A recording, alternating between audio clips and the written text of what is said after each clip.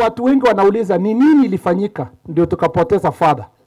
Mimi nataka niseme kwa siku 3 tumesikitika kwamba kwa siku 3 mfululizo tulipoteza watu watatu. Tulipoteza bwana Simon Gata ambaye alikuwa anasaidiana kujenga barabara, na bwana Boniface Ongote ambaye alikuwa ni fundi, na Father Alois Bet ambaye alikuwa mhubiri. Kwa hao wote watu watatu, ningetaka kusema ni kwa nini hawa majangili walienda kupiga hawa watu watatu ikiwa pamoja na Father Alois. Ni kwa sababu kwa wiki 3 iliyopita askari wetu ama idara ya polisi imeongeza ile operation ya kuondoa wahalifu kutoka sehemu hiyo. Na kwa sababu ya hiyo operation tumeweza kushika watu karibu 4 ambao ni majangili sugu, na wengine 2 wakauawa. Na mmoja wao ndiye alikuwa komanda yao katika sehemu hiyo. Na kwa sababu ya hasira ya wale wengine alishirikiana nao, wakatoa hiyo hasira ya hiyo operation, wakaenda sasa wanatafuta kila mtu ambaye aswa kama Father Alois amepigwa tu bure kwa sababu amekuwa ni mhubiri wa kuleta amani na ni mtu amekemea mambo ya ujangili ya wizi wa ng'ombe na uaji wa watu. Father Alois amewawa bure. Amewawa na majangili ambao ni adui ya amani katika sehemu za Kerio Valley. Na mimi nataka niwahakikishie ninyi Wakenya wenzangu ya kwamba kama vile tumedhibiti kupunguza kwa 50% mambo ya banditry katika Kerio Valley, tutajitahidi zaidi kwa miezi ambazo ziko mbele ndio tupeleke 50% hiyo iende ikielekea Suburi, kwa sababu tunataka kumaliza mambo ya uwizi wa ng'ombe. Tunataka kumaliza uwaji ya watu. Na nimekuja hapa Cheblaske, hapa Kilibwoni, hapa Nandi County kukuja kuambia ni poleni sana kwa kumpoteza father. Father alikuwa mchungaji wa kondoo, na sio kondoo ile kondoo tunajua. Alikuwa ni mchungaji wa kondoo wa Mungu.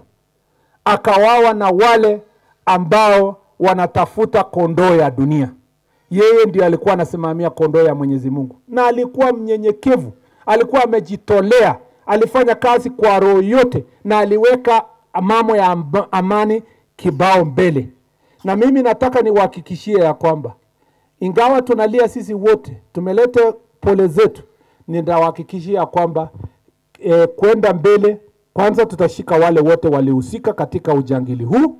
Ya pili ni kuhakikisha kwamba tutajitahidi hata zaidi kuhakikisha tumepunguza mambo ya wizi ya ng'ombe. Na kwa miaka 2 iliyopita serikali hii ya Kenya Kwanza kiongozwa na Mheshimiwa Rais, na sasa imekuwa broad based government kiongozwa na Mheshimiwa Rais, imebadilisha sura ya mambo ya banditry kwa Kerio Valley kwa miaka 2.5 ambayo ilipita. Tulikuwa na changamoto kubwa sana wakati tulianza, na ilikuwa ni shida kubwa sana, lakini kwa mapenzi ya Mwenyezi Mungu na kwa bidii ya maaskari wetu na pamoja na ushirikiano ya viongozi wa kijamii kama Father Alois, tumeweza kupunguza mambo ya banditry kwa Kenya mzima kwa 70%, hata inaelekea 75.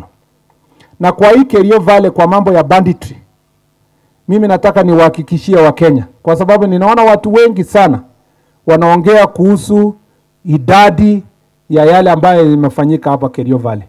Tumepiga hatua kubwa sana kwa kudhibiti hii janga ya wizi wa ng'ombe na uwaji wa watu. Tumedhibiti sana kwa umbali kiasi kwamba mwaka jana kwa miezi ya kwanza ya 5 ya 2024 tulikuwa na incidences ambayo kwa bahati mbaya tulipoteza watu 66. kwa miezi hizi 5 ambayo tumefikia kwa mambo ya banditry, hata kama ni kwa uchungu sana tunasikia tulitaka ikue 0, lakini imepungua kutoka hiyo 66 mwaka jana imefika watu 22. Na hiyo si kwamba ati tunafurahia. Tunataka kuhakikisha kwamba tumefika 0 kwa ile kazi tunafanya. Kwa yale ambayo yamefanyika hapa Kerio Valley, wacha niwahakikishie sehemu ya Kerio Valley kubwa ambayo wananchi hawakuwa wanaenda shule, watoto hawaendi shule, watu hawaishi, sasa watu wanaishi, watoto wameenda shule. Huko ukienda Baringo, sehemu karibu yote watu wamerudi kuishi makwao. Imebaki kona moja hapa penye inaitwa Loruk ambayo imetupatia shida kidogo. Hii Kerio Valley yote, upande wa Kerio Valley sub county, Marakwet hapa mpaka Tiatich constituency pale, watu wanaishi kwao, except hapo hiyo kona ambayo niliwaambia Endo ward, kwa kona pale ya locations 2-3 ikipakana na West Pokot na pale Tiatich constituency. Hiyo ndio kona ambayo Father Alois ameuawa. I also want to request our politicians, you can do politics with all other things. You can do politics with roads, you can do politics with sports, you can do politics with theater, you can do politics with agriculture, you can do politics with other issues.